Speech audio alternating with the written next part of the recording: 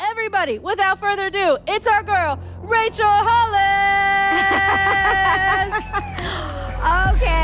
Okay. Yes, I'm here for this song. Here's the thing, guys. This is the last keynote of the day, okay?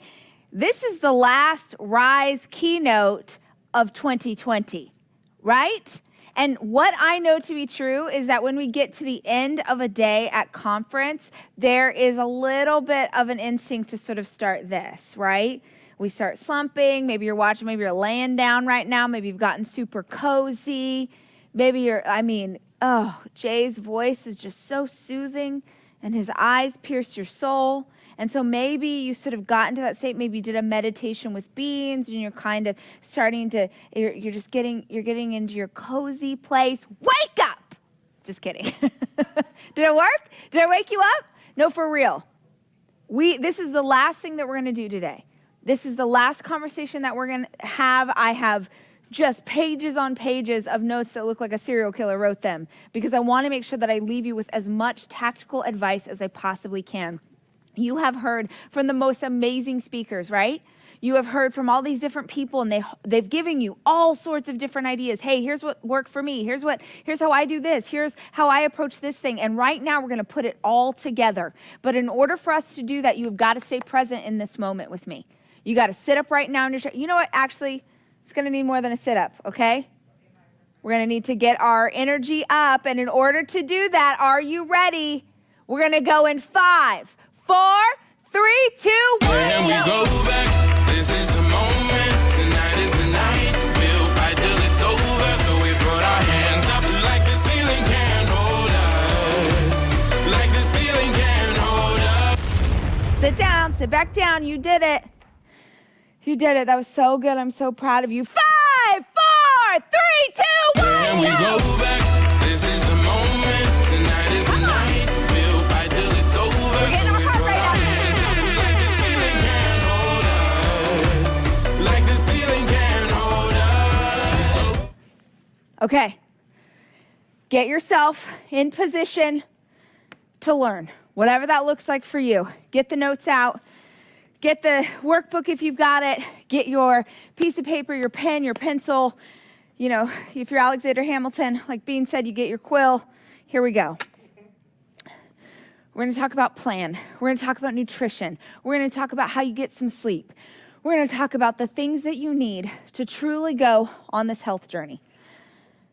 But before we get to that place, I want to talk about anxiety. I want to talk about anxiety because it is one of the number one health topics that you send me DMs about. It's one of the number one things that you send me emails about. It's something I hear from you at conference. When we're at conference and I ask people to stand up if they struggle with anxiety, 80% of the room stands up. I know that it's something that many, many people deal with at many different levels.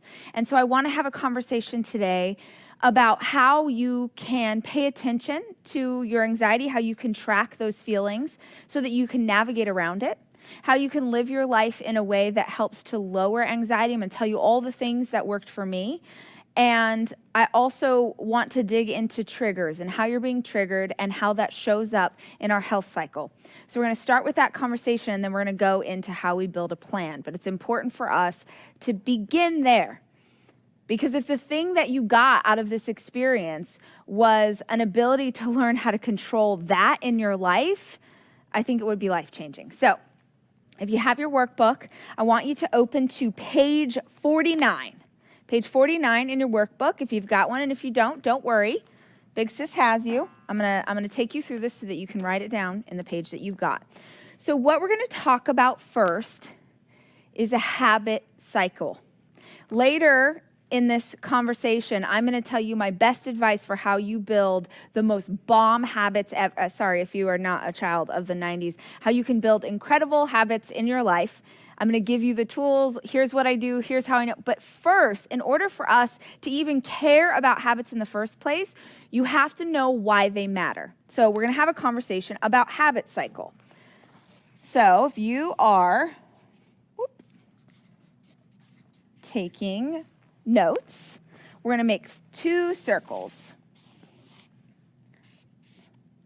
So I first learned about a habit cycle years ago when I read a book called The Power of Habits by Charles Duhigg. And I have recommended a million times. I think if I had $1 for everybody who read that book because I told them to, I would have a lot of money. But in that book, he talks about this idea that a habit is made up of 3 things. This is the part where you should be taking notes. This is really important for you to get. A habit is made up of 3 things: a cue, an action, and a reward. So you are cued, meaning something happened. So that could be someone speaking to you. A cue could be a certain time of day. A cue could be a certain time of year. A cue could be an experience that you go to or a feeling that you have. Cues can be a lot of different things. It's basically something that signals to your body, to your brain, oh, now it's time for me to take the action that I usually take in this moment. So for those of you who are smokers, right? Maybe you're trying to break a smoking habit, something that you've carried around with you for a long time. Many smokers are cued. They eat a meal and then it's time to have a cigarette. So the cue, the action, is the thing that you do, and the reward is that you feel good in that moment, right? You have... the example I always use is when I lived in LA, I used to get in my car every morning to drive to work. Getting in the car was a cue. My action was driving to work, and on the way I took the same route every time, and as I was driving down that same route, I would always turn into the Starbucks, and I'd get myself a Starbies every weekday morning, and my reward was I felt like a cool girl, right? I got to have a little caffeine, I felt cool with my cup, I was happy. The cue, the action, the reward. So what I'd love for you to do is think of things in your life right now that you do without conscious thought.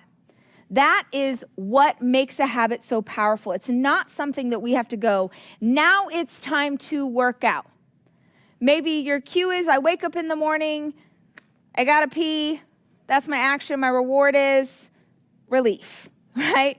My cue is every Sunday, I know that I got to call Mima. That's my action. My reward is the connection between me and my family.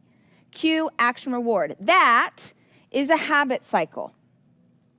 But I feel like it's really important to differentiate between a habit that's great for you and something that can be negative. So I like to change the vocabulary a little for this one. I call this one, instead of a cue, I say that there is a trigger, an action, and then the aftermath. So this one is typically everyday positive things that happen in our lives or things that just sort of don't really make much of a difference.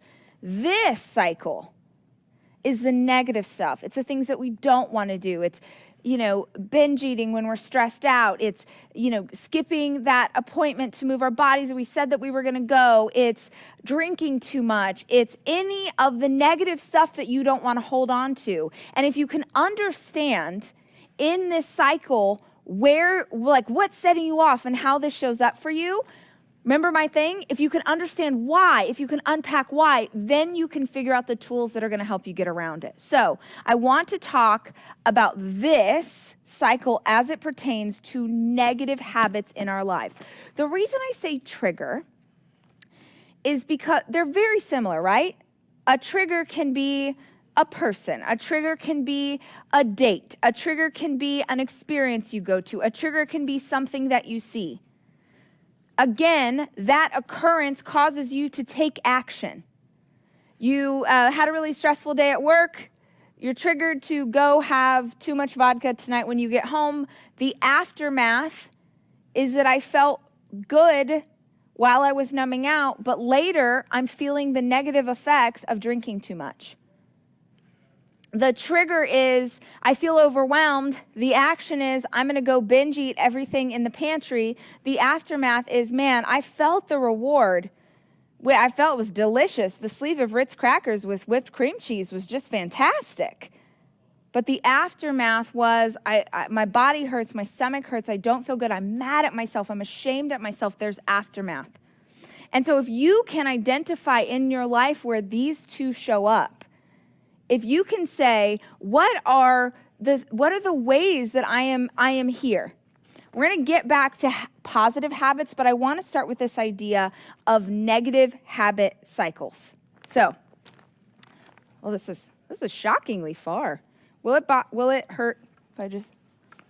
Oh no, it's down. It's set. It's fine. Or it weighs 10,000 pounds. I can't tell. So we're just keep it right where it is. We're fine. Let's go to page 50 in our workbook. I can call a 5, 4, 3, 2, 1 at any moment. And I can sense, I'm like your mom, I got eyes in the back of my head. I can sense when you start to get your energy low. So I'm going to ask you to keep your energy up. Keep it up. Don't make me and Hassan have to do 5, 4, 3, 2, 1s into the rest of this conference. Let's talk about triggers. This is on page 50. The definition of a trigger is an event or circumstance that is the cause of a particular... Oh, you can just come in, Seth. He's like creeping in like the Grinch, trying to steal Christmas. Come on, you're doing great. Oh, it is shockingly heavy, though. Wow, okay, it's not just me. It's not, thank you. I thought you bolted it in so that I didn't have an accident. Thank you. So the definition of a trigger is an event or circumstance that is the cause of a particular action, process, or situation. So what I have found in my life is that when I get triggered, it usually looks like this. The trigger leads to a limiting belief, which leads to this negative habit. What do I mean by limiting belief? A limiting belief is something that you believe to be true about yourself that is limiting, that keeps you from growth, that keeps you from being great, that tells you that you are not enough. It is anything that you hold onto the belief about that makes you smaller, that tells you that you can't do it. It's that negative self-talk in the back of your mind. It's something that you believe and therefore it's true, and you've never asked yourself the question about, is this real, or is this something that I've just told myself so many times I have accepted it as gospel? So oftentimes something happens, I get triggered and it hits my limiting belief, and then I start this situation. And I don't know about you, but for me, I call it a negative habit loop. For me, this doesn't happen one time. When I'm dealing with truly the worst habits that I have, binge eating and drinking too much are mine for sure. Both things that I have used and still use sometimes because I need to cope, I need to numb out, I need something to make me feel different than I feel in this moment. So I will go into this. I will fall back into an old bad habit. But what happens with me is I get triggered, let's say binge eating, because I told you food is comfort for me. There's so much power in knowledge. There's so much incredible power in understanding why you do what you do. Because then you're like, oh, I see this show up here, I see it show up here, I see it show up here. And because I'm informed and I have this information, I can make better choices. So I get triggered. I'm feeling stressed. This is usually what it looks like for me. I feel out of control. And then that will lead to binge eating. I can spell, don't worry. And then that leads to, for a minute, feel good, happy, right? And then the second that the joy of eating all this food, of binging, of all this, I've literally made myself sick. And the second that that's done, I hit the aftermath. What is the aftermath? I feel physically sick, but worse than the physical side of this is the emotional side. I can't believe we're here again. I can't believe you still don't have control of this. I can't believe you're coping in this way. For me, Rachel, you literally teach people about how to deal with this thing, and you're dealing with this thing right now. Rachel, I can't believe you did that. Rachel, you know that thing's going to make you sick and you ate that thing anyway. Rachel, are you turning into your family? Rachel, are you using things that you learned as a child, which is if you have grown up in an environment that was unhealthy, the worst thing that you want to do as an adult is recreate that in your adult life, and God forbid, maybe give that to your kids. I go to this crazy cycle in my mind. I list out all of the ways that I suck, right? Man, you're still here. Disgusting, like the most hateful words. You know it.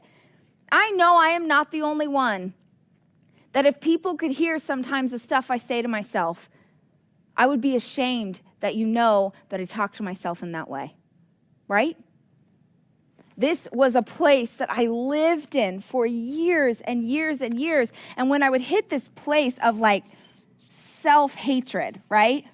And shame and all the ugly things, which by the way, most of those were on our list of things that the world tells us will help us to get to healthy, just so we're clear. But when I would get to this place, what do we do when we're here? When we're in this place of shame, when we're in a shame spiral, is that when we all make great decisions? Is that when we take a moment, we reconnect, we pray, we do the absolute right thing, we do something that would make Jay Shetty proud? No. When we're in this place, we're the worst versions of ourselves. And if you're like me, when you're in this place, you get triggered all over again. Raise your hand if you've ever experienced that. If you're sitting at home, interact with me right now. Raise your hand if you've experienced this emotion where you get to a place of shame and it triggers you all over again in the exact same way. All of a sudden, the shame leads to feeling out of control, leads to stress. And I'm like, oh, we know how to treat this. We're already in the kitchen. Man, you ate all the leftover birthday cake, and you ate the cereal, and you ate the crackers. Screw it. Who's done that before? You're watching at home. Who's done that? Where you do something in your nutritional, your health journey, and you're so mad at yourself, you're like, screw it. Let's do it all. Let's just light it all on fire. The equivalent of you're driving your car down the road and you get a flat. When we do this, it's the same as getting a flat in one tire and getting out and be like, ah, and taking a knife and just stabbing the other three, right? Because we're like, we're already here. Let's just destroy it all. So for me, I feel this way. I get triggered again. I go back to binge eating. I feel happy for a minute. Then I feel self-hatred. I do this all again and again. When it's binging, I do it until I'm so sick I literally can't eat anything else. And then I would go cry myself to sleep. I lived in this place for years. And I lived in this place until I learned that alcohol made me feel better than food did. And then I did it with wine. And then when wine felt like it wasn't enough, I did it with vodka. So I know all about a negative habit loop. That's why I want to teach on this topic, because if you can get this thing, you can get it. Here is the amazing thing about understanding this. You cannot change the trigger. If you're writing notes right now, I want you to write this down. You cannot change that you will get triggered in your life. It is life. Freaking A. It's 2020. We're all getting triggered 50 times more than we ever have before. You are going to encounter stress. You are going to feel out of control. You're going to feel overwhelmed. You're going to have fights with your partner. You're going to be disappointed in someone. You're going to get sick. You're going to get laid off. You cannot control the trigger. Most people will try and tell you how to get to a place where you don't get triggered anymore. And that's beautiful. I want to be that evolved. I hope when I am 90 years old, I'm like floating 3 inches off the ground, levitating, because I'm so at one with the universe that I've come to absolute peace and understanding. But I have 4 kids, right? There's just no way. And so until I get to the place where I'm, the Dalai Lama, then for right now, let me just teach you something practically. You will always be triggered. Stop trying to fight it. Stop getting mad at the fact that life is chaotic. This is life. You're not doing it wrong.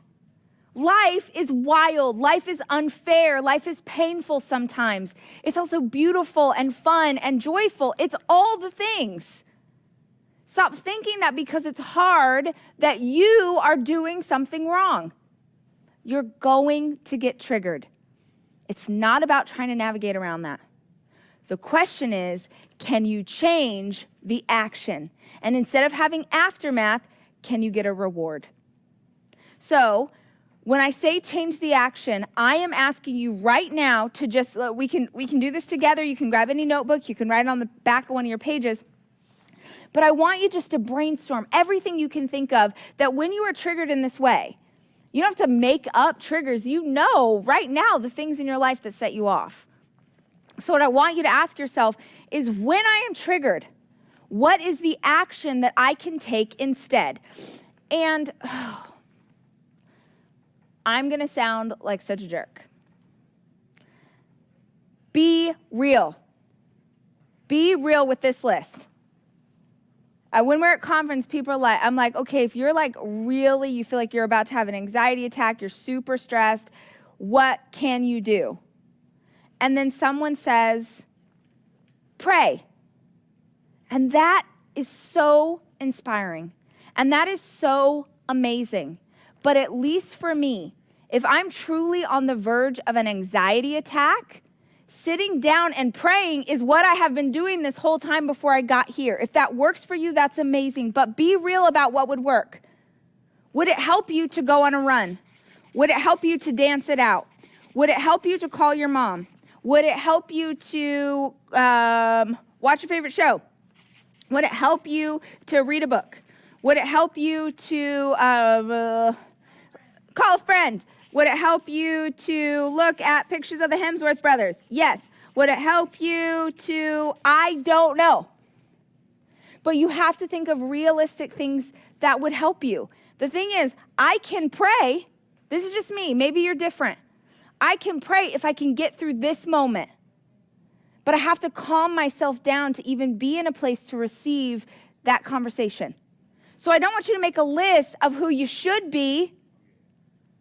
This is not Jay Shetty's list, right? This is your list. What can you do that is not damaging to you, that is not hurtful to you? What can you do that will get you through this moment? Make a list. So can I ask, could we give them 2 minutes? Could we just like put 2 quick minutes on? I'm going to get, because we're workbooking. We are workshopping this thing, you and me. I want you to have your list that you can reach for. So we're going to take 2 minutes. You're going to write as fast as you can. Fill up notes, just every idea you can think of actions you can take if you feel like you have been triggered.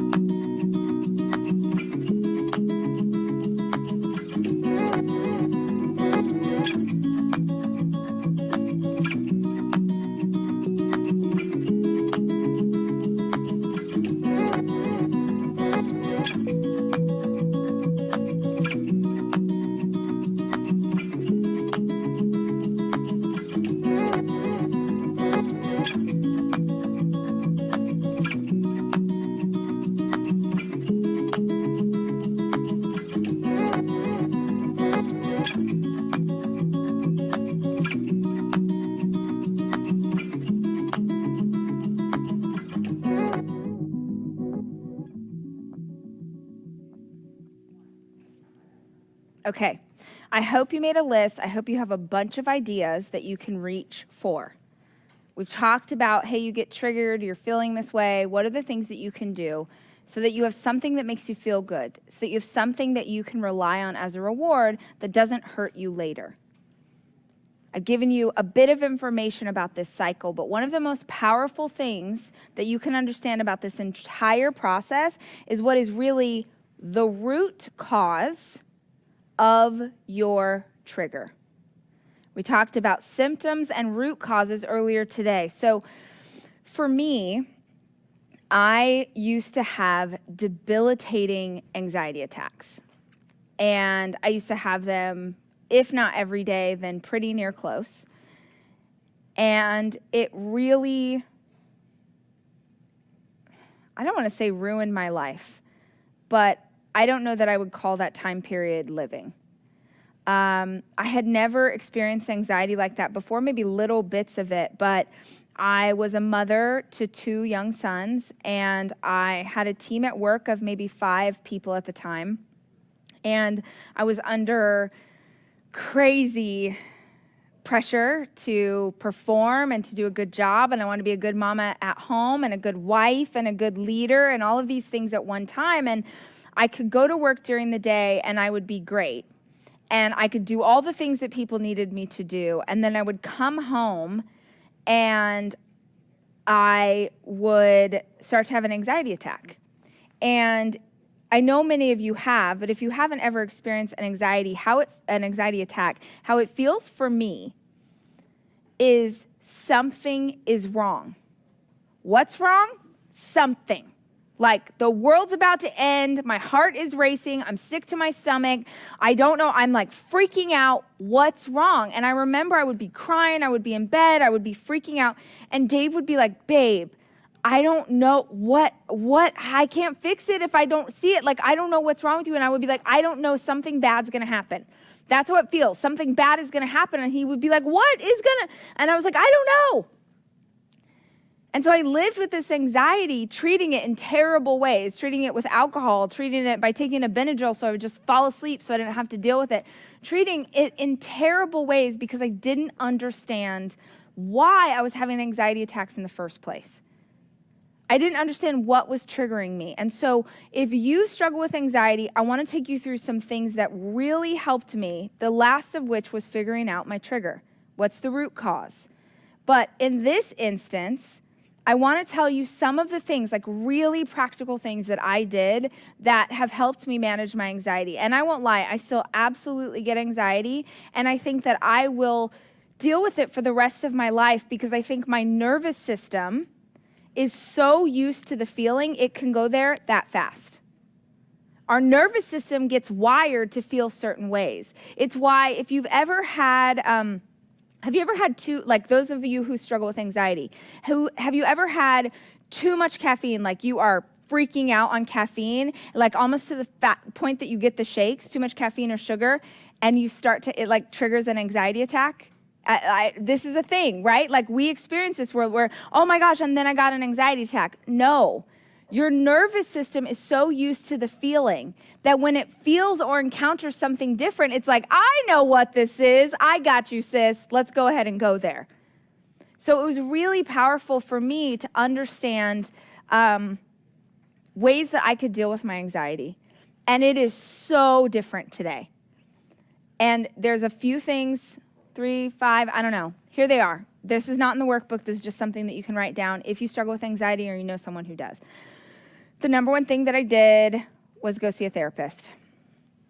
Guys, I feel like I'm a broken record. I talk about this all the time in every book for years and years, but I cannot recommend therapy enough. Go see a counselor. Talk to someone who can help you work through what is going on. You do not have to live this way. There are answers, there are tools, there are things you can try. In some cases, there's medication if you need it. There are things that you can do, but you need help. And I needed help. I need to understand what was going on in my body. So I went to a therapist. I started running. I read this recently, and I don't know if this is backed by any factual medical information, but I believe it because running was huge for me. Someone said that anxiety is your body's fight or flight feeling it's been triggered, right? So your body's like in fight or flight mode, right? It's like, we're gonna die. Something bad's gonna happen. And if you do something physical with your body, like run, your body's like, oh, check, okay, great. Like I was scared, but okay, we're running away. And it literally helps this feeling of fight or flight mode. Your body's like, okay, cool, you took flight, so I'm gonna calm down.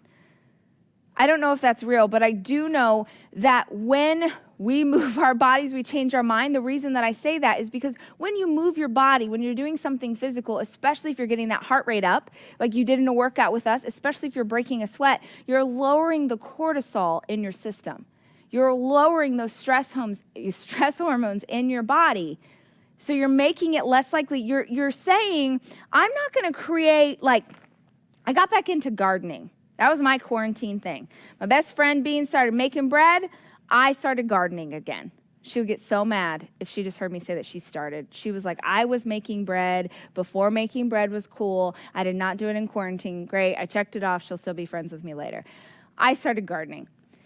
And when you are gardening, you have to get the ground ready for the seeds or the sapling or whatever it is that you want to plant. You can't just throw seeds out on, ground that's like dry and brittle and there are no nutrients in it. You spend a lot of time as a gardener making sure that the ground is able to help the thing that you want to grow flourish. And even after the vegetables start to come up, the amount of time that I spent with my tomato plants, like, oh no, we've got variegated leaves over in these tomatoes. Okay, I need a little potassium. We got to do some eggshells. We got to put banana peels. Okay, I watched a YouTube video. I'm going to get, right? There's so many things that you do to make sure that the ground is capable of growing the thing that you want to grow.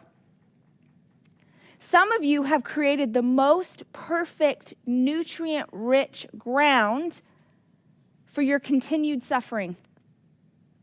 You're setting up your body in a way that signals to your body, to your subconscious, that at any moment you'd like to have an anxiety attack, I'm ready for you. Like, if you struggle with anxiety, stop consuming caffeine. Stop. Nobody loves coffee more than me. But if I'm in a season where I'm struggling with the stress of anxiety, if I'm feeling that emotion, I can't add something else to my system that's gonna hype me up. Look at how much sugar you're taking in. These are really practical things. In fact, you don't even need to listen to me. Google right now, what are things that I can do to deal with my anxiety? That's what I did, and then I just tried some of them. I tried cutting out caffeine. I tried cutting out sugars. I went to see a therapist. I started making sure that I was getting really good cardio in. I started journaling. I started praying more. I did everything that I could to make sure that if other people had a field that was rich and ready for an anxiety attack, I wanted to throw salt out in my field, right? I wanted to create a desert. I don't want any of that to grow here. I want to build my system in a way that says, no, I am trying to curate something very specific. So make sure that you're not setting yourself up for disaster by having your body, you're not getting sleep, you're watching shows that stress you out, you're binging the news. Like, hello? If things are making you anxious, if things are giving you anxiety attacks, stop consuming them. Y'all. Come on. Okay. I can't even see you. I'm getting frustrated. All right, so those are some of the things that I did that really helped me. I'm going to give you one more.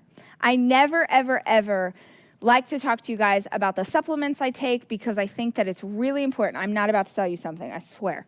I'm just about to tell you something that helped me. Everyone's like, what vitamins do you take? What's your supplement stack? And I get it, because when I was starting out on my health journey, I really wanted to know that thing too. But I think it's dangerous. I don't want to tell you what works because that was trial and error. My system is incredibly sensitive, so every single supplement I added into my life, I had to be really careful with. I had to sort of test it out and see how I felt, and I worked with nutritionists.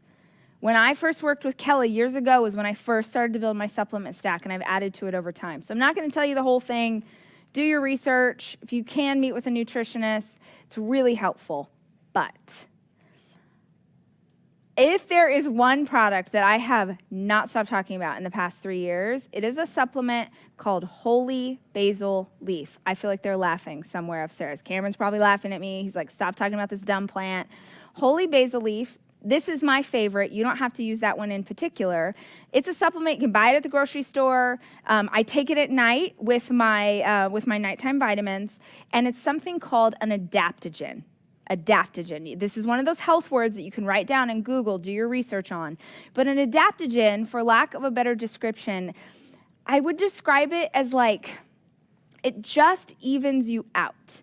It makes sort of the peaks not quite as high and the valleys not quite as low. It evens you out. And I can still, this sounds like weird, but it's like the anxiety is there, but I'm not inside of it anymore. It's like I'm watching the anxiety happen, and so because I can remove myself from it, I'm like, oh, I see. This is how we do anxiety. Yep, I see that trigger. Oh, there's my limiting belief, and here's how it shows up. Holy Basil Leaf, I take one supplement every single night. Again, you can get it anywhere. I'm not selling you thing. I don't even sell this thing. There's a ton of different adaptogens. I tested them before I found that one that really worked for me. But talk to your nutritionist or your doctor about adaptogens because they're over-the-counter supplements. Usually they're just stuff in nature that just helps you chill out. I take it at night, helps me sleep. I don't notice any effect during the day, but that, I know I use this a lot because I'm very dramatic, but that has truly been a life changer for me. My team, every time I'm like, I brought you a bottle, here's your Holy Basil. Like, I keep extra stock in my house. I believe in it that much. So there you go. Okay. What is your trigger? This is a big one. This is why you need to work with a therapist. This is the work that you really need to understand is why are you getting triggered in the first place? Because for me, anxiety always came on the other side of this happening, but I need to figure out what this was. Because what I kept saying was, I feel overwhelmed. I feel like something bad's gonna happen. I'm feeling all of these emotions, but I couldn't pinpoint what was setting it off. And then I finally realized, and like it's a little embarrassing what my trigger was, but when I tell you that it profoundly affected my life, that it really hurt me, I guess it doesn't matter if your trigger seems stupid to other people because this was mine. I would have massive anxiety attacks if I thought that someone was mad at me. There it is. Thousands of dollars and many years in therapy. If I thought that someone was mad at me, I would have massive, debilitating, crying in bed anxiety attacks. And the fun part is that I could imagine that someone was mad at me that I don't even know. I could be driving down the street. Literally, this happened to me. And so driving down the street, I lived in LA. The drivers are terrible. Someone cut me off, and then flipped me off. And I was like, oh my, was I driving weird? He's mad. Like I went into such a crazy spiral. Here's why I didn't know what my trigger was. Oftentimes, we don't pay attention to what set us off.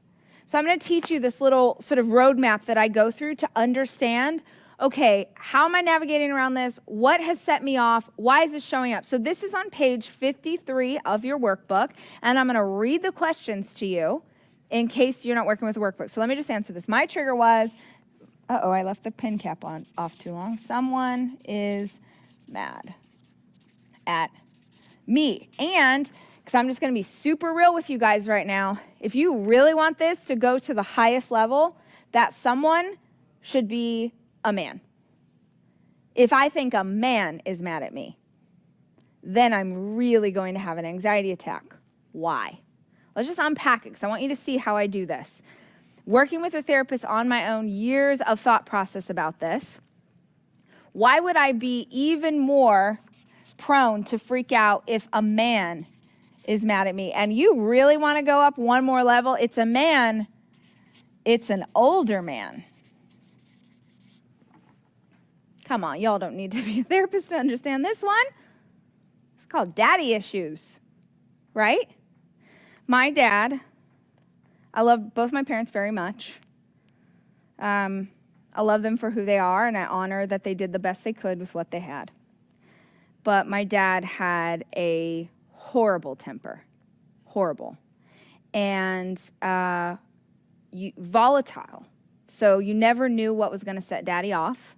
And I know that some of you are watching this and you grew up in homes that were very similar, or maybe you live in a home like that right now, where you don't know what's going to set this person off. And so you spend your life trying to make sure that everything's okay, right? I just want to make sure that everyone's happy. Anyone a peacekeeper in their family? Like, hey, I just want to make sure, oh, I'm the one that when the tension gets really high, I'm the one that makes the jokes. Or I'm the one that checks in with big sister and little sister and mom and daddy, and I just make sure that everyone's okay. That's my job. I keep all the wheels running because whatever we do, we don't want to make daddy mad. Because when I was little, if daddy got angry, you didn't know what that meant. You didn't know if he was going to punch a hole in the wall. You didn't know if he was going to rip the TV out and throw it in the backyard, right? You didn't know if he was going to get into a screaming match with mama or my sisters or my brother or me. I spent much of my childhood feeling terrified of that eventuality. And what I can understand now that I didn't understand then was how much of my childhood I felt deeply unsafe. I felt unsafe. And if you are a little girl and you feel unsafe in your own home, you better believe that's going to give you some anxiety. And so I can find that today, if I believe someone is mad at me, I am so much better at this than I used to be. But for years, it would send me into a tail spiral.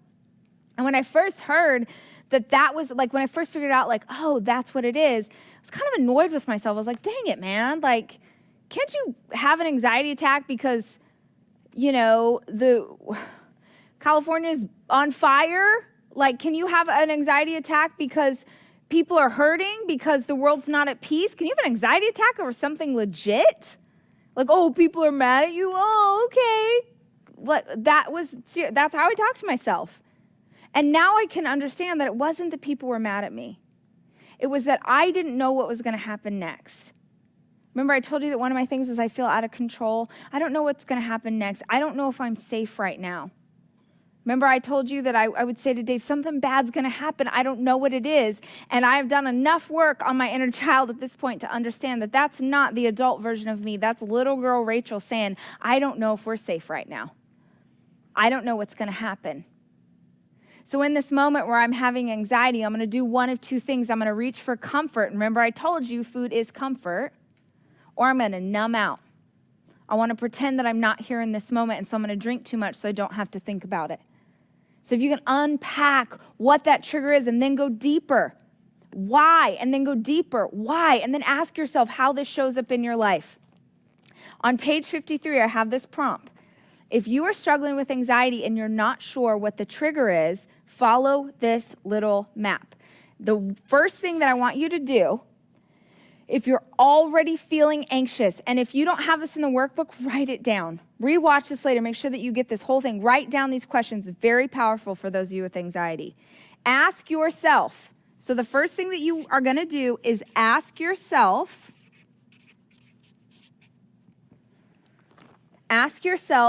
when did I start to feel this way?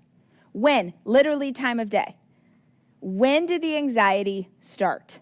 Because for me, I would have these moments where I was like, wait a minute, I was fine this morning. I was fine when I dropped the kids off. I was fine in the meeting. I was fine. And then I would go through my day, and then I would realize that in the afternoon, I had a meeting with a client who was an older man, and he got frustrated about something that was going on in the process. And that was when my anxiety started to go off. So I'd be like, wow, I felt good at lunch, but then when I went to by the time I got coffee, that's when I started to feel bad. Okay, so if I can ask myself, when did I start to feel this way? Then I can ask my second question. I can use this info to figure out what set me off. And I would literally just play through the day in my mind until I found the moment where I went from fine to anxious. And as I started to make a list like this, as I started to journal through it, at first I didn't know what it was. And then I started to see a line through all of it, right? So the third thing that you can do in this moment is when you get to this place where you use that information, you figured out what set you off, I'm going to tell you to go to your power statement. Okay, don't roll your eyes. Stay in this with me. Your power statement. Let me explain to you what that is. I'm going to task you to figure out what is a statement that you can use when you find yourself inside of anxious feelings. So my statement is probably different today than maybe it was back then. But what really worked for me was I had to go back to what the trigger was, and I had to go back to why it was making me feel that way. And I had to go back to what is the opposite of that? Okay, Rachel, what happens if someone's mad at you? Okay, if someone's mad at me, then I am not safe, right?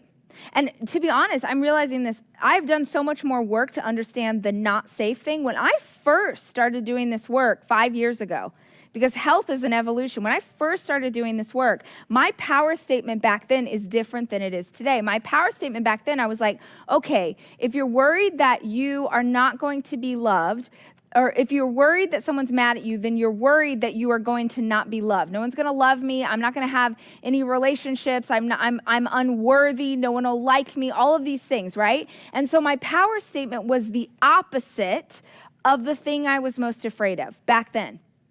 So if back then I was afraid of, I'm not going to be liked, therefore I'm not going to be loved, then my power statement was, okay, I need something that says that I for sure am going to get love from people.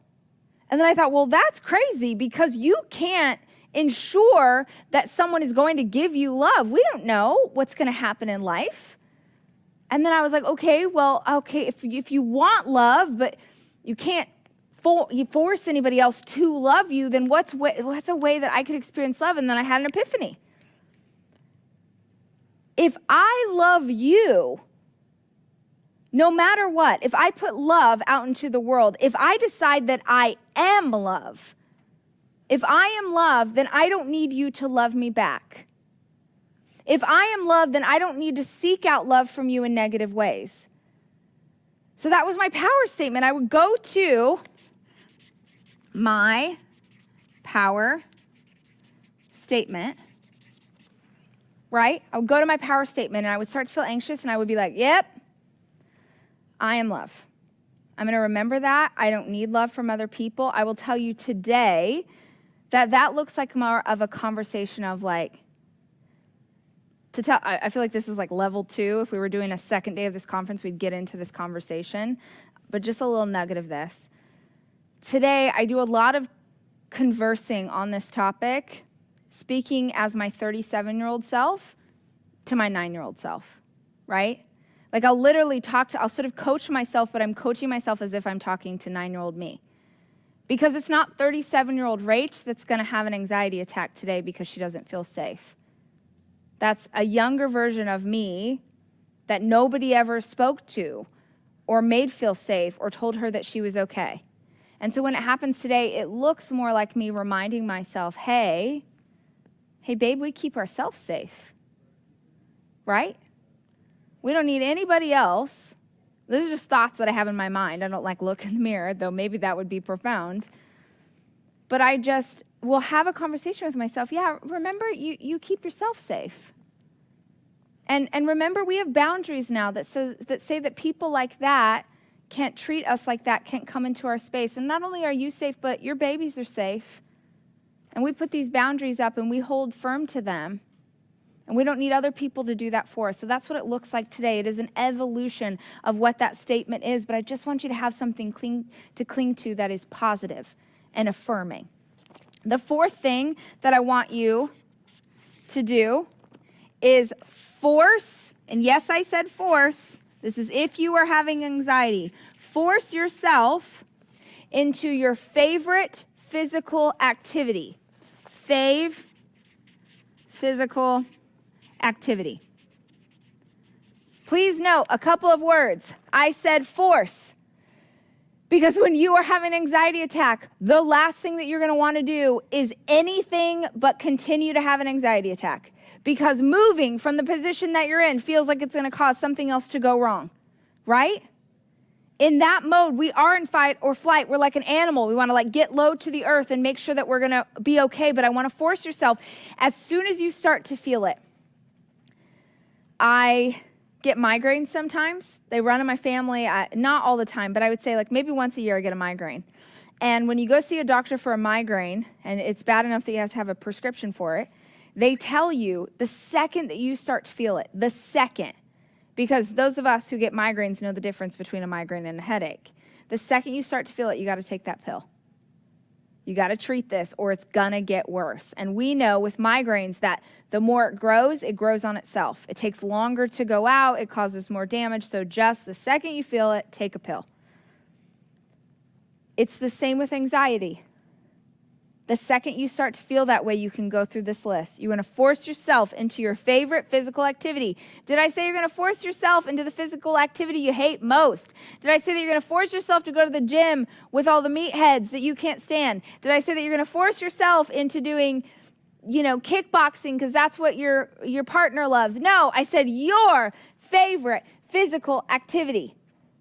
Is that jumping jacks? No, that's no one's favorite. Is that dancing? Is that yoga? Is that stretching? Is it tap dancing? Is it ballet?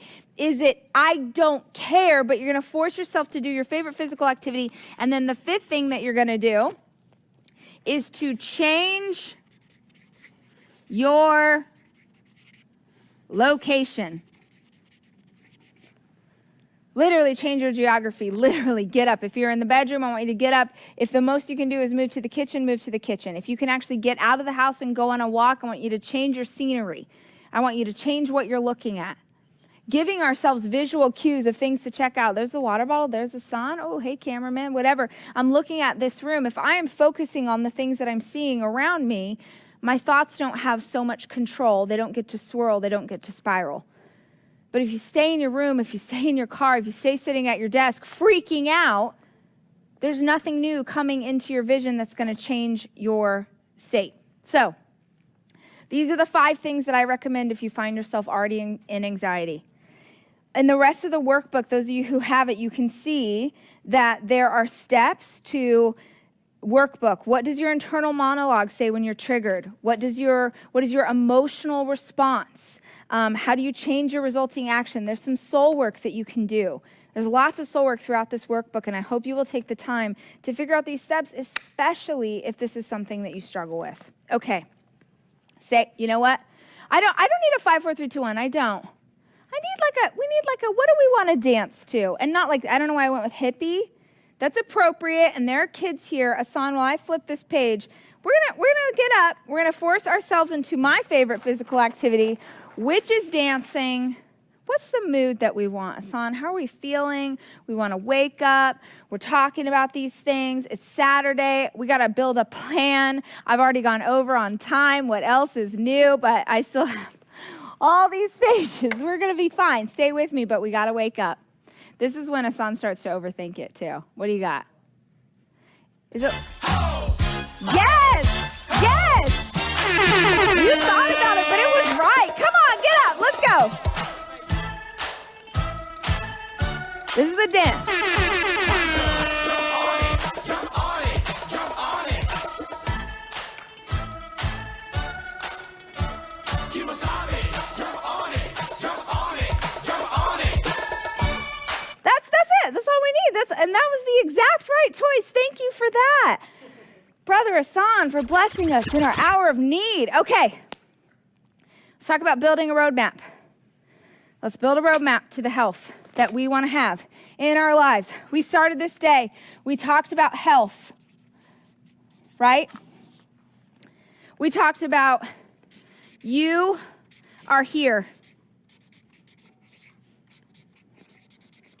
And I told you that I believe that it was possible to take this journey from a place of love.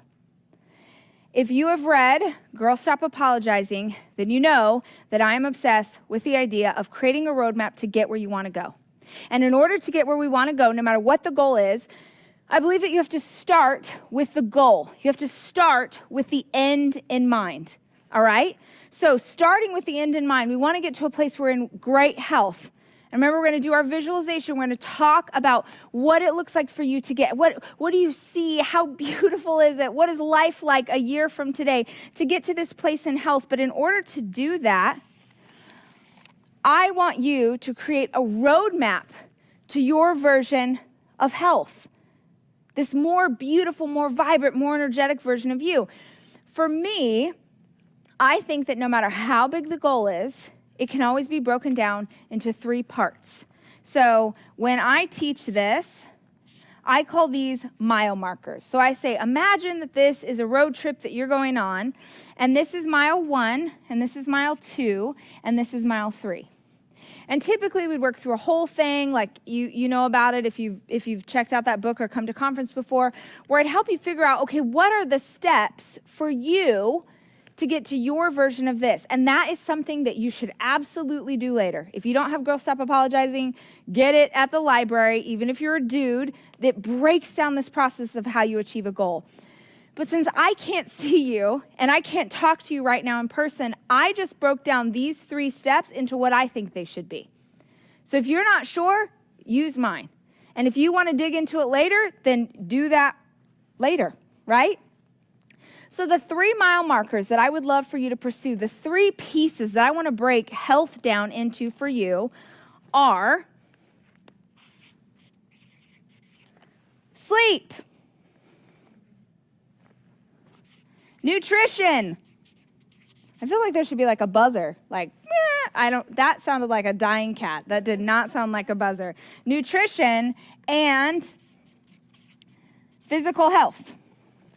So, sleep, nutrition, physical health. If you grab any, you can see I wrote it down like this. Grab any paper. This isn't in the workbook. I want you to follow along here. I'm going to show you how I create a roadmap, and then you can do it with your own version. So basically for me, along the way from here to there, along the way from here to health, along the way from here to a finished manuscript, along the way from here to $100,000 in your business this year, whatever the goal is, there are so many little steps along the way, right? The reason that I break it down into 3 parts is because, you ever heard that expression, how do you eat an elephant? 1 bite at a time. If you start to think of this health journey, and some of you might already be doing this, you might have heard so much information today that you're already feeling overwhelmed.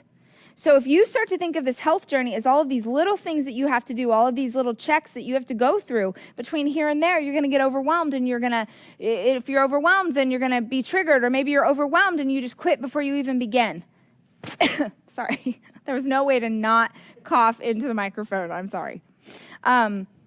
So if you see this and you get overwhelmed, you may not even begin. And rather than that, let's just break it down into 3 parts. So I love sleep as a place to start because you are incapable of doing anything else well if you are sleep deprived. There's so much science on the power of sleep, of how important the circadian rhythm is in our life, how important it is for us to have that moment of rest. This is what Stacy talked about, how important it is for us to come back to center, to start again, to dream, to allow the cells in our body to rebuild and replenish. Sleep is so freaking important, but most people don't do it. So that's the first thing that I'm going to have you do. And just so you know, if you haven't done a roadmap with me before, we start with where we want to end up. We start with the end goal. And then we break it into 3 parts, but we put these 3 parts in order of easiest, meaning the thing that's probably easiest for us to achieve now, to most difficult. So for a lot of us right now, what would be more difficult than the physical challenge that I'm going to ask you to take on? Or this would be the most difficult. So the thing on this list to me that looks the easiest is how do you get more sleep? Now, you are here. If you could snap your fingers and just magically have better sleep, you'd probably already be there. What you need to figure out is all of these little things along the way. And remember, I told you I didn't have a cure for you. I wanted to give you education. So I'm going to tell you a bunch of the things that I did to get better sleep, but I am challenging you to go find the answers. If what I say doesn't work for you, there's a billion YouTube videos. You can go read books from the library. You can Google things. You can ask your friends. You can talk to your doctor. Take ownership of this journey. If you don't know, it doesn't mean that's because there isn't an answer. It means that you don't know. Come on. Okay. I need water. Like choking myself in my energy. Yes, everyone, drink your water.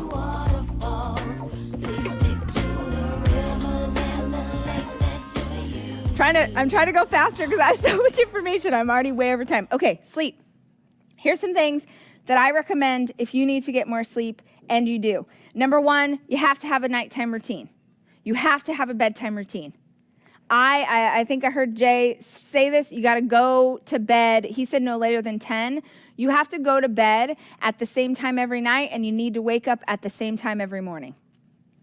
Every day. Consistency is more important than intensity.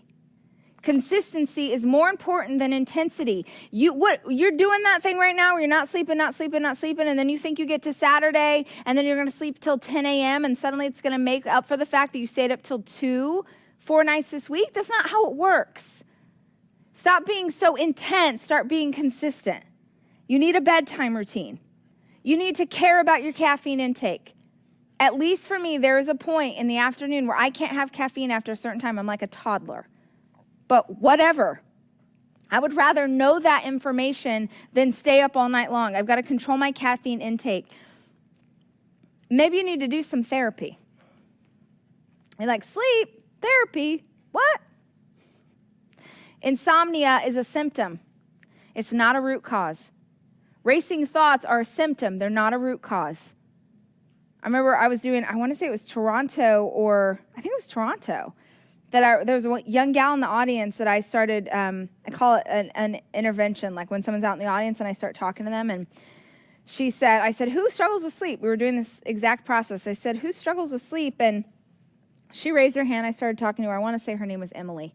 Shout out. I think it was Emily, wasn't it? Remember, like she wanted to get anyway, it doesn't matter. So there's I'm going to call her Emily for today's purposes, and she's talking about not getting sleep. And so we start to go through this process. Do you have a bedtime routine? Are you doing, having caffeine too late? And she's answering the questions, and as we start to go, I can tell.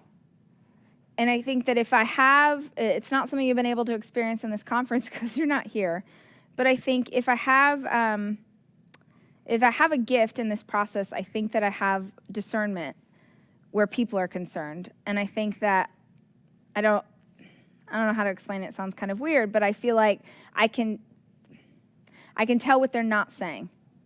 And so I could tell as Emily is sort of going through this conversation, and she's, yeah, I do that, and yeah, I do this, and I realized that it wasn't about a bedtime routine.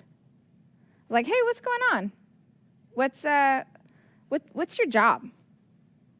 And we start talking about her job, and she was a nurse. Shout out to nurses. Shout out to our healthcare workers. We are so grateful for you.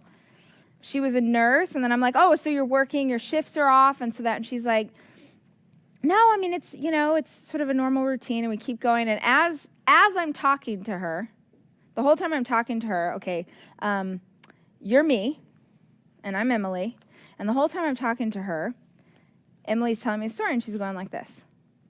No, I mean, I'm a nurse, yeah, and no, I actually, I get good sleep, and she keeps looking over. She's looking over, and I'm like, oh, okay, something is here. And I said, is this mom? And she's like, yeah, this is my mom, and my mom's a nurse, and we're like, oh, that's so cool. Like your mom's a nurse. That's amazing. We start talking about that, and her mom's like so proud of her, and like she followed in her footsteps. And Emily's telling the story, and she's like, she's my hero. I've never seen a more hardworking woman. Like she saved lives. Like she's so amazing. She's telling all these things. You could tell she just admires and loves her mama so much. And we keep talking, and we keep talking, and as we're talking, I keep asking questions because I'm waiting for her to say it. And she starts crying. She hates being a nurse. Hates it. Didn't want to do it. Got into it because she admired her mom so much, didn't want this field. And that is the kind, my healthcare workers, you know this. In order to do that work, you've got to be committed because oftentimes that is a thankless job. So she's not struggling with sleep because she doesn't have a bedtime routine. She's struggling with sleep because she doesn't have a life that she loves. She doesn't have passion and purpose. What she needed in that moment was not someone to tell her to stop drinking caffeine. What she needed in that moment was to have sat in a therapist's office and worked through the way that she was feeling and worked through how to have that conversation with her mom. And she ended up having that conversation with her mom in front of 5,000 people with your girl. And it ended up being beautiful.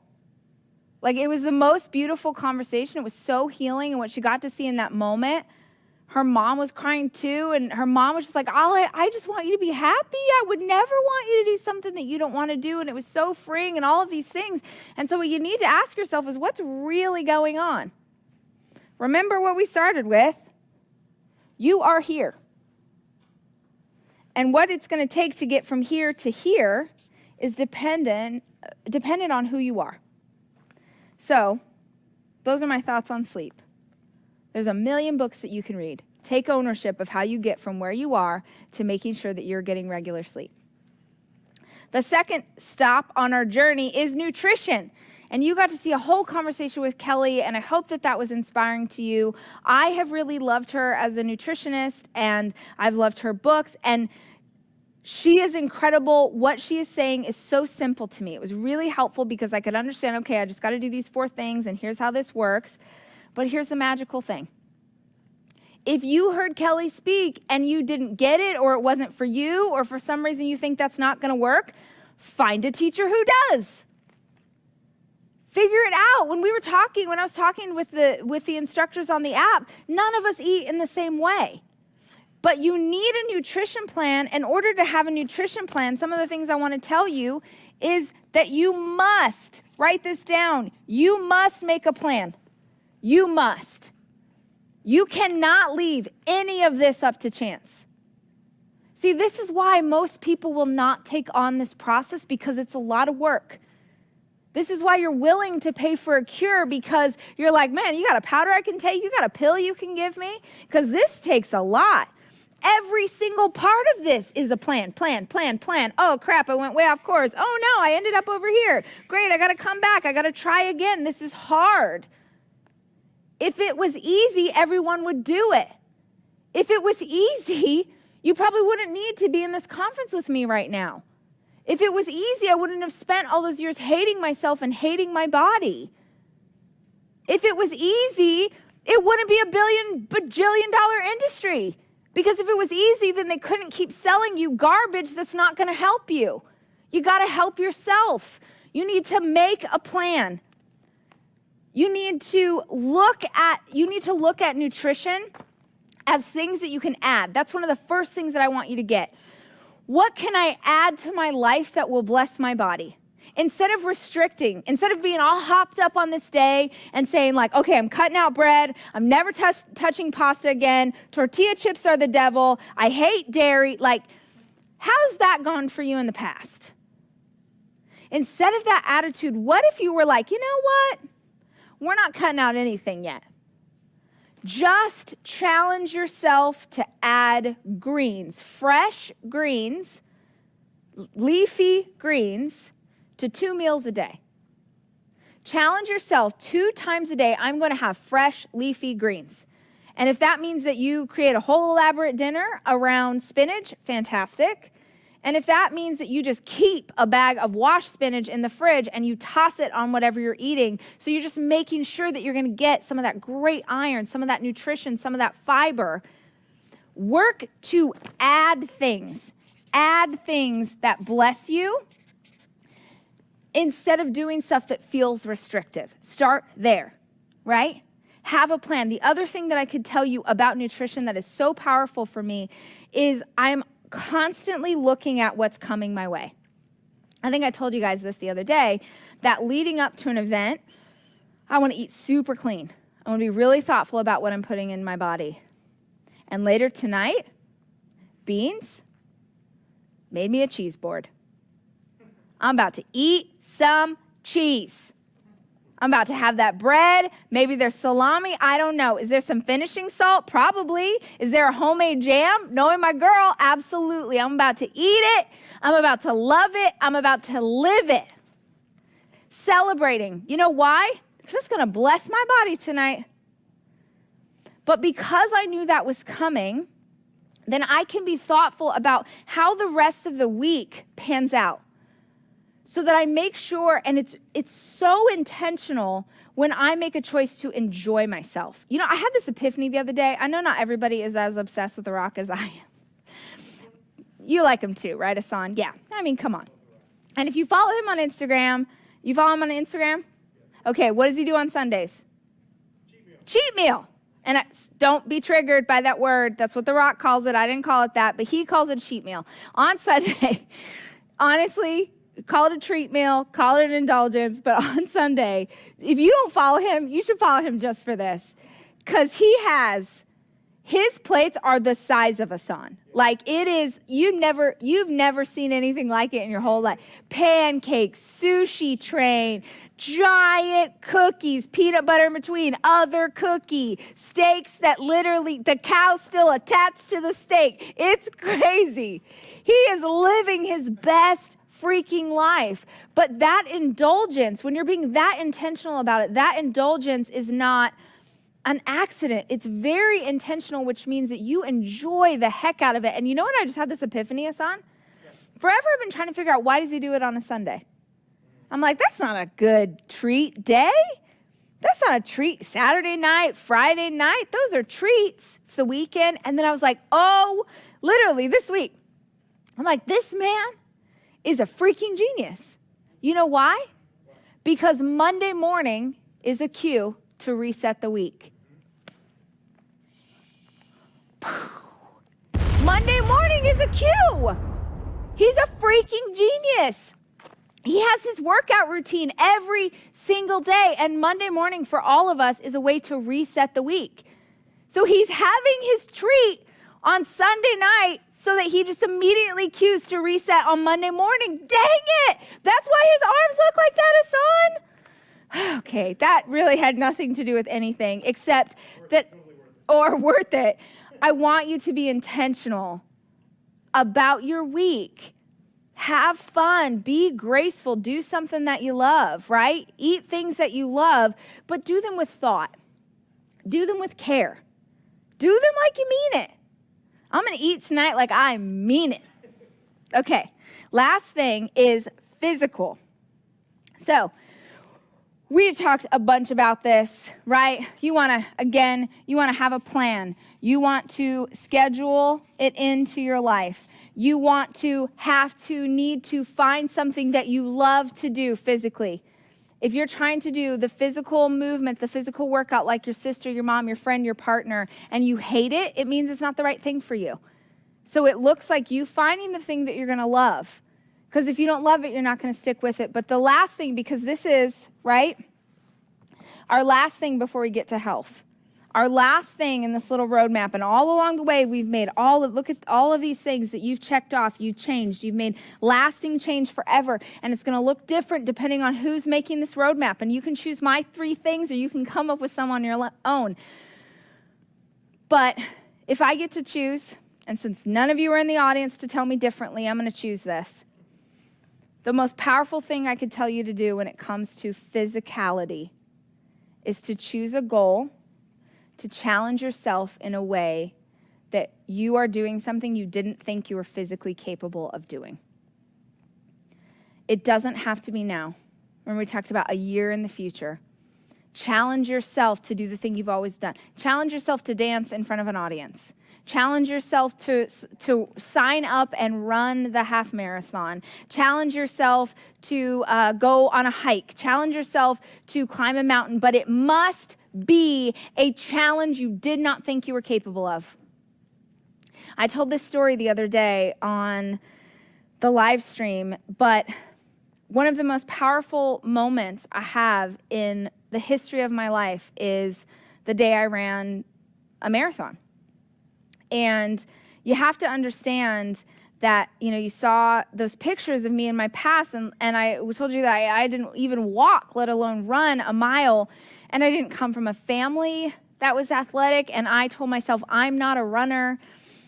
And I slowly worked my way up, which is what a lot of us do when we get into distance running. I slowly worked my way up, and I signed up for the LA Marathon.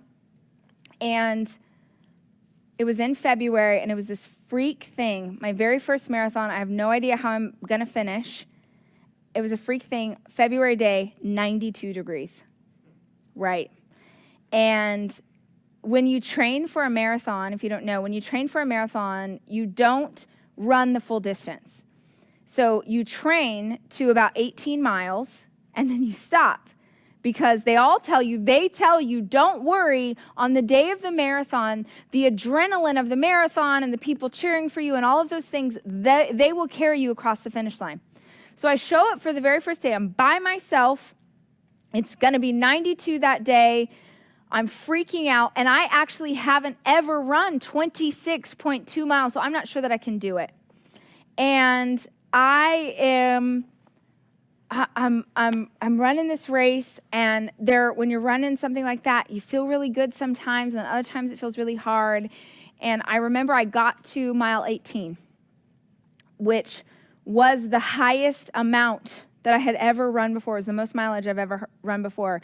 And mile 18 was awful. It was so hot. I had never run in heat like that before. I was so overwhelmed. And at mile 18, I wanted to stop. I didn't know how I was going to keep going. And I just got to this place where I was like delirious. Like 100% I was running. Here's my rule with the marathon. I told myself that morning, no matter what, you will never walk. You'll never walk. And walking's amazing. But I was so petrified that if I started walking that my muscles would spasm and they'd seize up. And this happens to people where they stop for a second and then everything freezes and they are physically incapable of finishing. And I thought, if I did all this training and I can't keep going, I'm going to be so devastated. And so my answer was, don't walk, no matter what. And so there were times, mile 19, mile 20, I'm running so slow that there's like, really old dogs, right? Like who are just going fast, like people, there's octogenarians, like just turtles are moving faster, like glaciers are going. I'm just like, no, we got it. We're gonna just, right? It was so grueling. It was so hard. I feel like I blacked out from mile 19 until mile 25. And in LA, which I lived for a very long time, and I love you, LA, if you're watching this. I'm so sad about the fires. I'm so sad that you have been in quarantine forever. I love you. In LA, it was really special because in LA, you run from Dodger Stadium to Santa Monica Pier. And I get to mile 25. I'm like already gonna cry. I get to mile 25 and I'm on the ocean and I can see the pier, I can see the Ferris wheel. And I'm just like, don't quit. Don't quit. Don't quit. You've got this, don't quit. And what's so amazing about an experience like that, what's so amazing about any kind of physical challenge is that it is you against you. Nobody is going to carry you. This is such an analogy for life. Like nobody's doing this for you.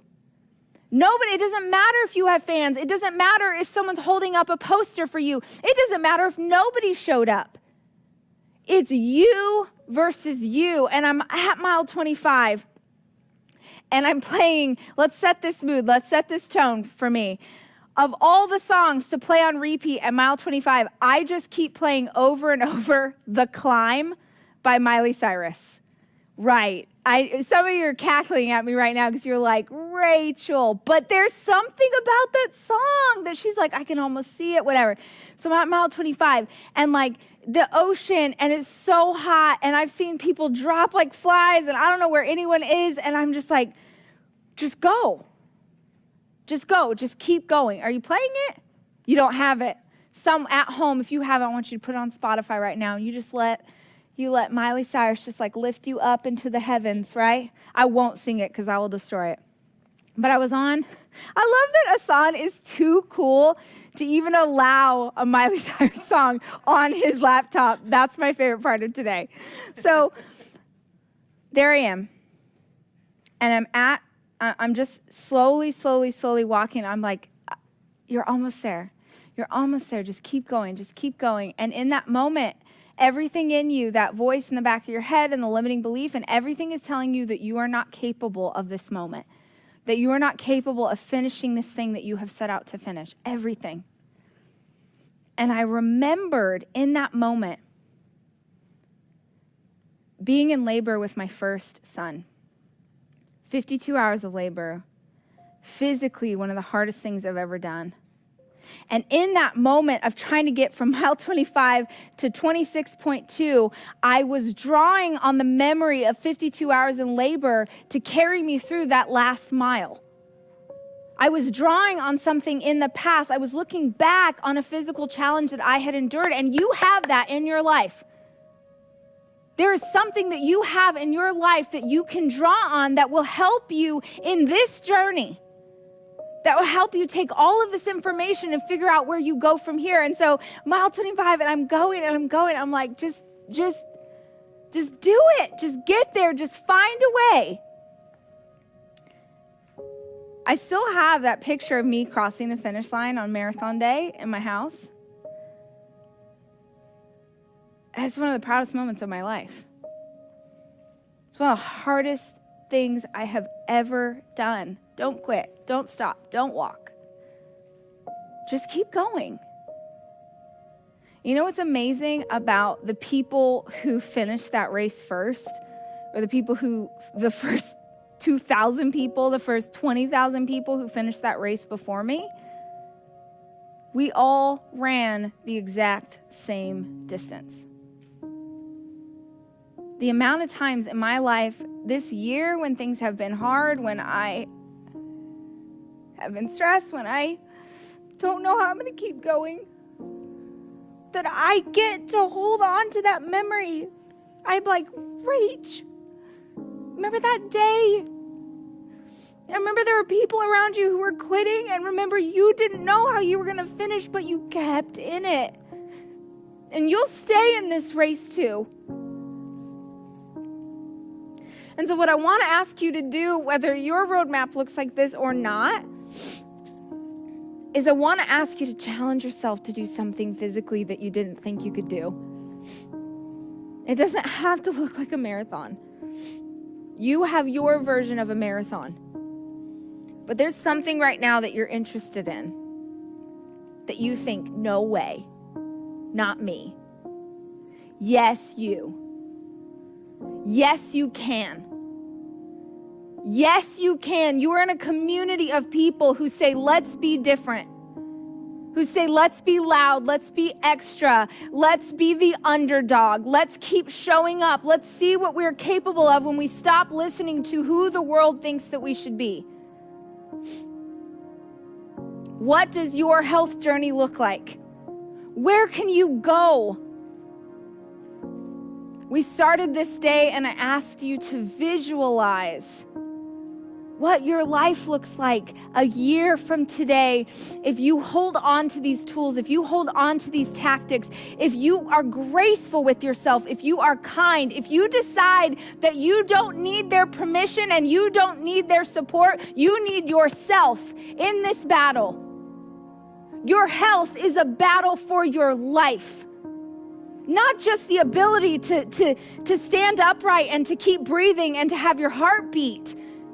Your health is a battle for a life of vibrancy and energy, and you are worth that. Your Creator did not put you here to suffer. You are meant to learn from these experiences. You are meant to grow. You are meant to evolve and blossom and bloom. What does the future look like for you if you believe in yourself? I'm going to ask you to go through the visualization with me one more time. All right. I'm going to ask the team to lower the lights, and I want you to begin to breathe, just like we did this morning. Remember that if you're looking at me right now, you're doing this visualization wrong. Close your eyes, and I want you to breathe in through your nose and out through your mouth.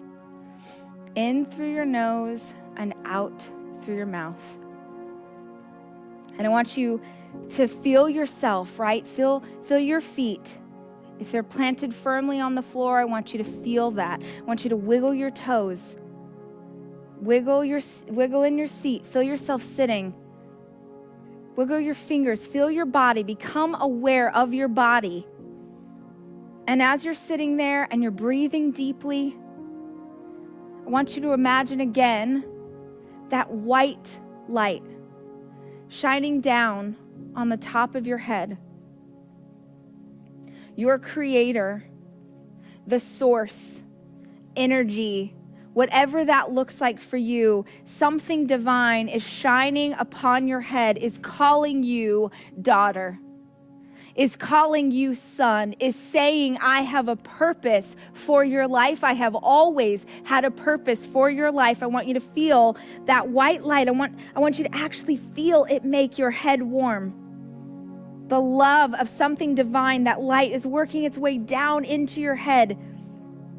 And it permeates down through your body like liquid gold. It comes down into your chest and it runs down your arms into the tips of your fingers.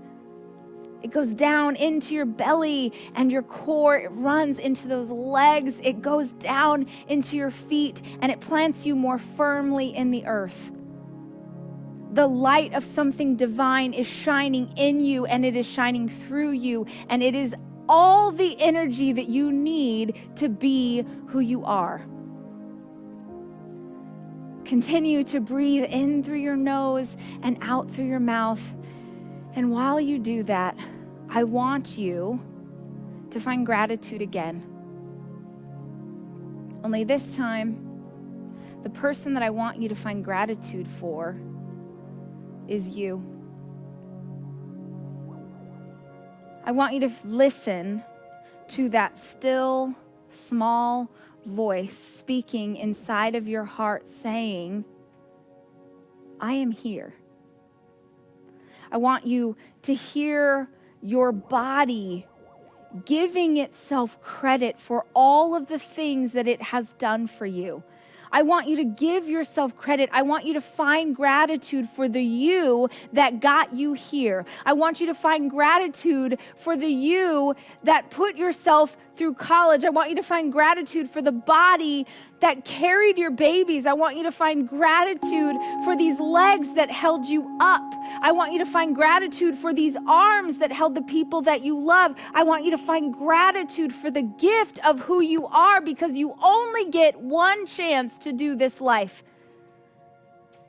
And you have been given the gift of this body to live it out in whatever form, in whatever function. This body is a gift. Can you find gratitude?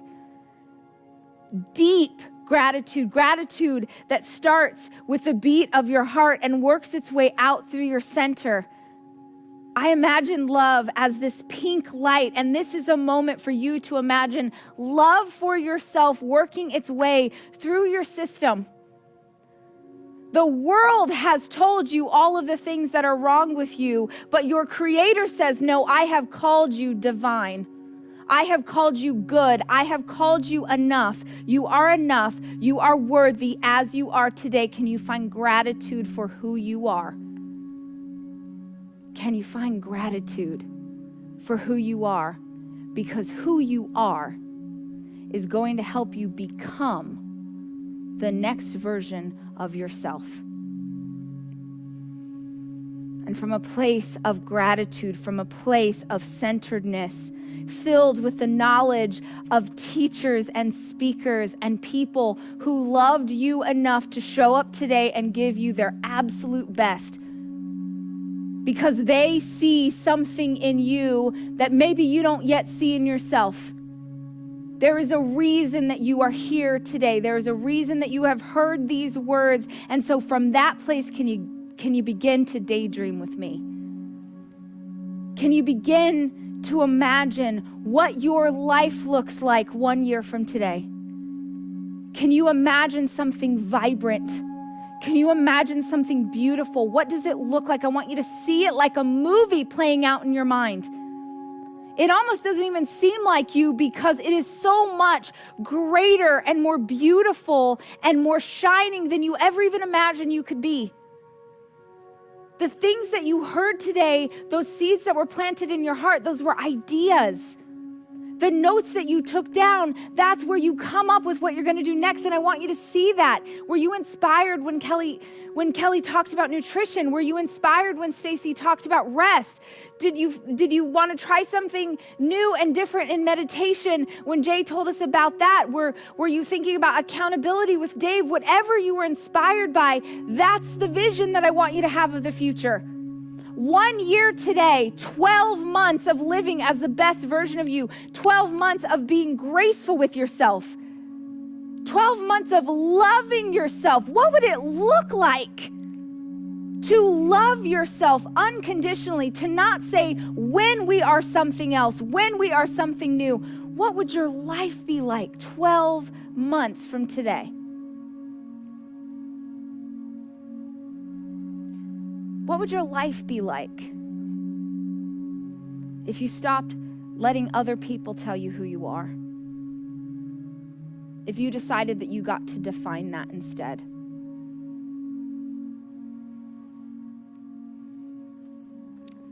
All right, open your eyes and come back to the room. You can go through the practice where you write down every single thing that you saw. But what I want you to pay special attention to is, what did you see now that you didn't see this morning? What ideas and inspiration and visuals do you have now that you didn't have earlier today? That's what an education looks like. It's not a cure. It's not a quick fix, because a cure implies that something is wrong with you.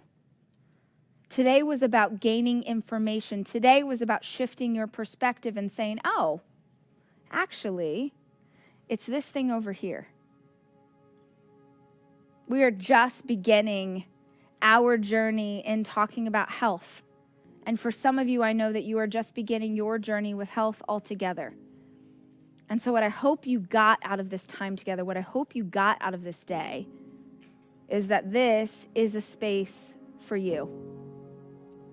But it is not enough for us to talk about nutrition. It is not enough for us to talk about moving our bodies. It's not enough to do workouts. It's not enough.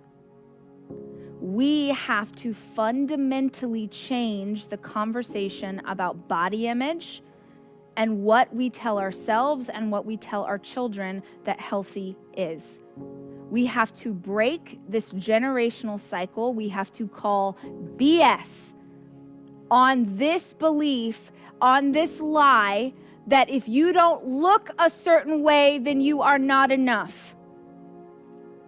I want you to demand more of yourself. I want you to challenge your thoughts, to challenge the way that you have come to accept what is okay. This is not okay. And it's not enough if the people that, if we, like this small group of people, like, and we're starting to, it's not enough. We also have to tell other people. You have to call it out. You have to stop consuming media that doesn't portray women or bodies in the right way. You have to stop shopping with companies that show us a narrative that's not appropriate. We have to change our behavior, because the system doesn't change if we don't demand it. Right? I don't want my daughter to grow up in a world. I don't want my daughter to grow up in the world that I grew up in. I don't want my daughter to get to a place where she hates herself. I don't want that for your daughters either. I don't want that for our sons.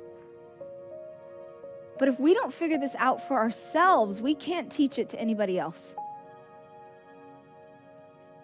And so what I want you to hear me say right now is that this is not an easy road. We're all here on it with you. All over the world right now, there are people reaching for a better version of themselves. All over the world. I love that we are this collection of people who are different. You know, when we were figuring out what we wanted to be in the health space, we were like, man, if other companies, like if this was high school and other health businesses were like, okay, those people are the jocks and those people are the cheerleaders, we're Glee Club, right? We're the freaks. We're the people who are super loud. We're probably too extra. We're not cool. We don't even know how to be cool. We believe that everybody should be welcome here. In Glee Club, you're allowed to sing even if your voice is terrible. We're just glad you showed up for the party. We believe that we can bring joy to this process. We believe that you deserve to love yourself to a place of health.